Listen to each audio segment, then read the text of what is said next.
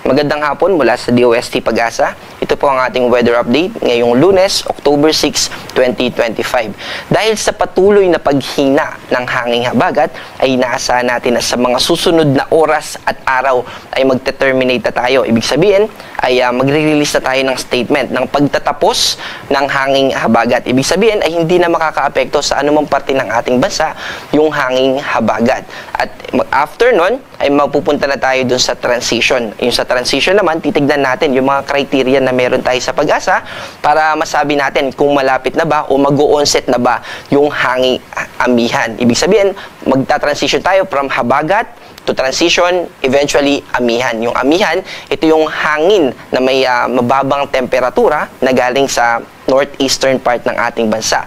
Meron din itong dala ng mga pagulan, pero nakafocus yung mga pagulan nito dito sa eastern part ng ating bansa, eastern Luzon, at ganoon din sa Visayas, at umaabot din po yan ng northeastern part ng Mindanao. Samantala, patungkol naman sa mga atmospheric systems na nakakaapekto sa ating bansa, meron pong convergence zone. Ibig sabihin, may nagsasalubong na hangin dito sa Sulusi. Kaya naman, kung mapapansin natin dito sa ating satellite image, ay may mga kaulapan tayo na nakakaapekto dito sa Zamboanga Peninsula, ganun din dito sa Barm at saka sa Soxargen, ganun din sa Western Visayas. Kasama po dyan yung Negros Island region at dito rin sa Palawan. At bukod po dito sa convergence zone na ito, ay meron na rin tayong nakikita na northeasterly winds o yung hangin na galing dito sa hilagang silangan ng ating bansa, at magdadala rin naman yan ng kaulapan lalo na simula bukas dito sa probinsya ng Aurora at Quezon. Ibig sabihin ay makakaranas tayo ng mga light rains na associated dun sa hangin na binanggit natin kanina. Samantala, yung isa pang binabanggit natin ng mga nakaraang araw na bagyo, ito po ay si Typhoon Halong. So, mas lumakas pa siya from severe tropical storm. Ngayon ay nasa typhoon category na siya.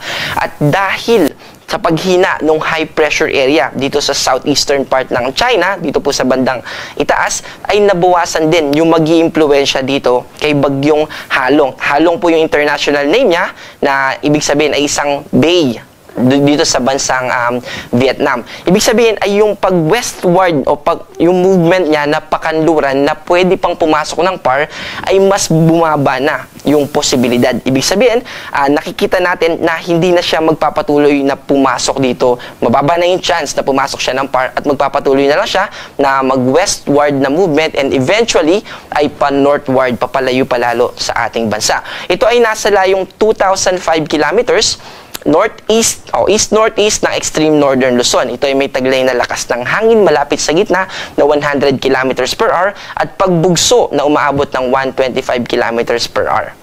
Also, may nakikita din po tayo ng mga cloud clusters. Ito pong mga kaulapan na ito, nakikita din natin dito sa ating analysis na may potential ito na mag-develop into low pressure area. At yung magiging movement niya sa ating analysis ay mag-northwest pa rin ito, at may maliit na tsansa sa kasalukuyan na pumasok ng PAR. After niya mag-northwest ay mag-northward na ito, pero again, posible pa po ito na magbago, kaya manatili tayo na updated sa mga ilalabas pa na issuance and warnings ng Pag-asa.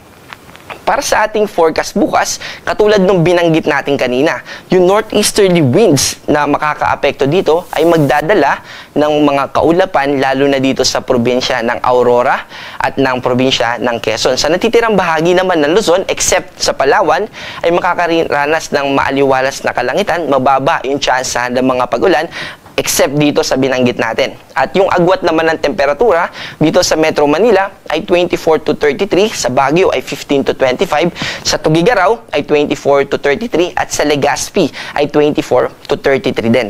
Dito sa Palawan, ganun din sa Visayas at sa Mindanao, dahil dun sa binanggit natin kanina na salubungan ng hangin. So convergence zone po ito dito sa Sulusi, kaya nananatili na bukas ay magiging maulap pa rin at mataas yung tsansa ng mga pagulan dito sa Palawan, sa Western Visayas, kasama din po dito yung Negros Island region, at ganoon din dito sa Cebu. So yung mga kababayan natin dito sa Cebu na nasa recovery operations ay posible na makaranas tayo ng mga pagulan, pero hindi naman po natin ito nakikita na magdudulot ng mga malawakang pagbaha. So magiging ulap lang po, at yung mga kalat-kalat na pagulan ay mananatili na posible. Ganoon din po dito sa western part ng Mindanao, kasama yung northern Mindanao, yung Barm at Soxargen. Ang agwat ng temperatura Dito sa Cebu ay 26 to 32.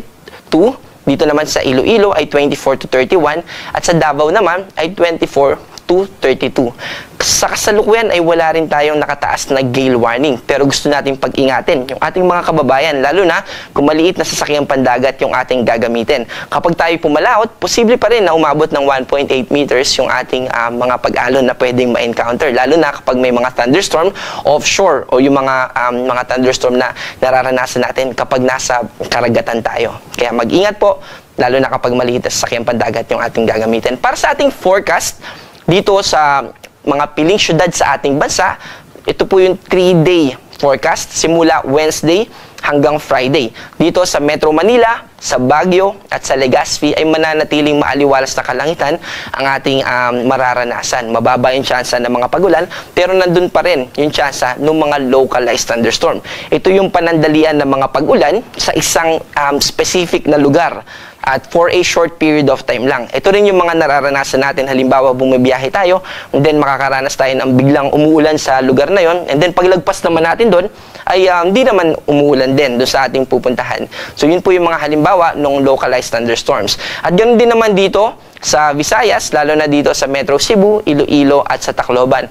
Pero dito sa Mindanao, dahil doon sa convergence zone na binanggit natin kanina, ay mananatiling maulap hanggang sa Wednesday dito sa Zamboanga City. Pero sa natitirang bahagi ng Mindanao, ay nakikita natin na magiging maaliwalas ang ating kalangitan at ang magpapaulan lamang sa atin ay yung mga tinatawag natin na mga thunderstorms. Ang ating araw ay lulubog mamayang 5:41 at muling sisikat bukas ng 5:46 ng umaga.